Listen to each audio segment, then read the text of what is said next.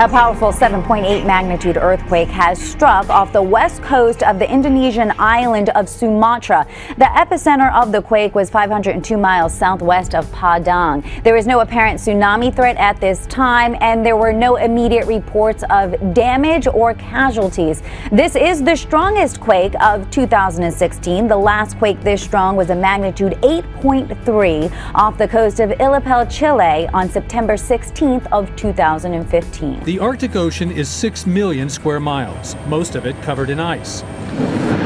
But last month, the top of the world was up to 14 degrees above normal and broke the record for the lowest amount of ice in February, more than 400,000 square miles short. It's completely unprecedented. People who work up there, go up to the Arctic, go out on boats and cruise around to measure these things are absolutely stunned. Robert Newton is an Arctic researcher at Columbia University.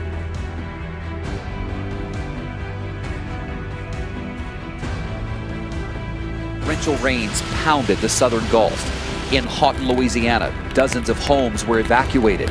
Rapidly rising water forced the rescue of 9 people on Cannon Road in Bossier Parish. More than 10 inches of rain in 10 hours in the northwestern part of the state left streets submerged and emergency crews simply inundated. Firefighters in Greenwood, Louisiana used boats to rescue people trapped in their apartment. Under a state of emergency. Now, when that happens, I feel like a lot of times we say, oh, there's a state of emergency. Basically, that means that you can have, the National Guard, like that type of stuff can start flowing, but you have to declare a state of emergency. Evacuations being ordered this morning, including in parts of Washington Parish, where the river is rising fast. Nearly 21 inches of rain reported just northwest of the town of Monroe, where fish were spotted on the sidewalk. Declare a state of crisis after torrential rainfall flooded parts of the city. Cars, buses, and local residents are stranded as streets turn into murky rivers. Meanwhile, Brazilian President Dilma Rousseff flew over areas hit by downpours that killed at least 20 people in the state of Sao Paulo.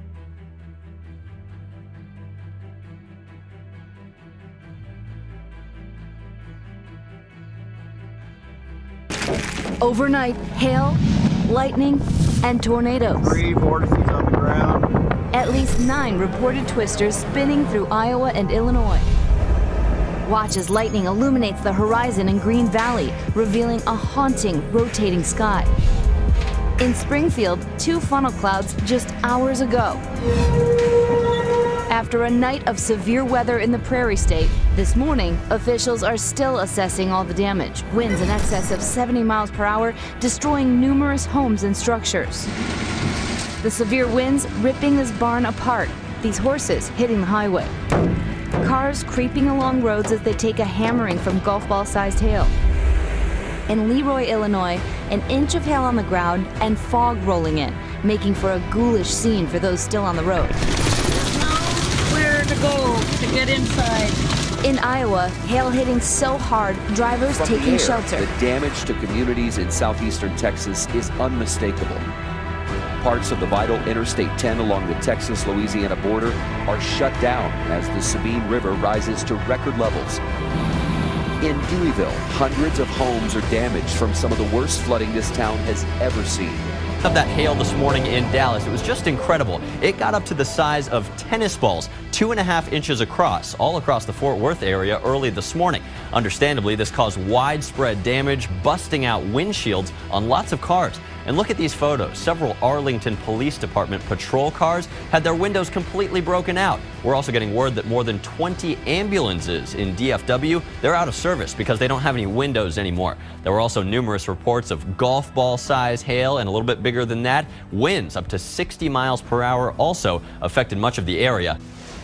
Has captured the moment his home was struck by lightning during a freak storm in Perth's hills. The wild weather hit yesterday, causing a trail of destruction. Residents now facing a massive clean-up. These images are just incredible. So Public Works crews actually just removed a huge piece of metal roofing from all the way up in that tree. It's down here on the ground now. Look at how massive that is. That's how strong the winds are. And I want to take you guys over here to take a look at this home over here.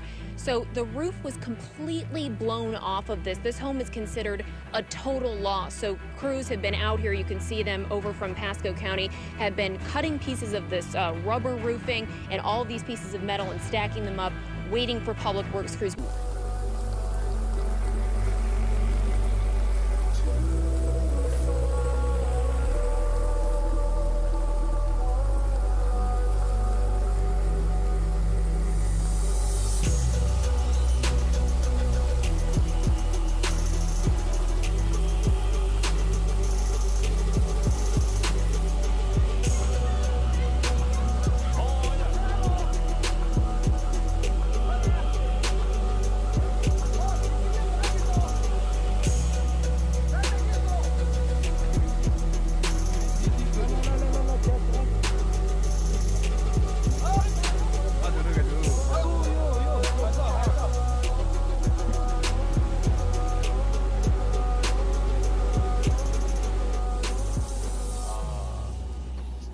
People on the Big Island tonight are cleaning up after the storm damaged their property.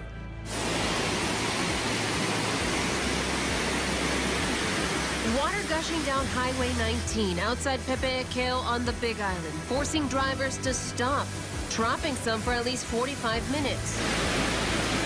Also on the Big Island, storm damage in Papaico. If you look on the floor, you can see pieces of our greenhouse roof. Large chunks of a greenhouse blew into this bathroom. The wind blew out the screens on several windows and left a lot of debris on the floor. Here's a different view showing a big hole in the greenhouse roof and damage to more property. Central Indiana and Florida hit by golf ball-sized hail. Oh my God! Plus heavy rains sinking this car. 3 reported tornadoes yesterday in southwest Kentucky. Several homes sustained damage in the area. An Easter weekend blast hitting the west and the Central Plains with up to a foot of snow, with power outages to thousands of homes and businesses. It's the weight of the branches breaking and falling, especially in some of the older parts of town. That storm whipping up winds in Kansas, where firefighters are still battling the largest fire in state history.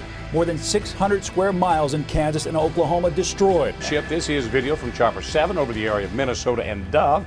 You can see the road. Some of these mobile homes and yards flooded from the heavy rains. Maintenance crews are using portable pumps to try to clear the streets of all that water down there. The firefighters say no one was stranded in vehicles, fortunately. The officials also monitoring the Black River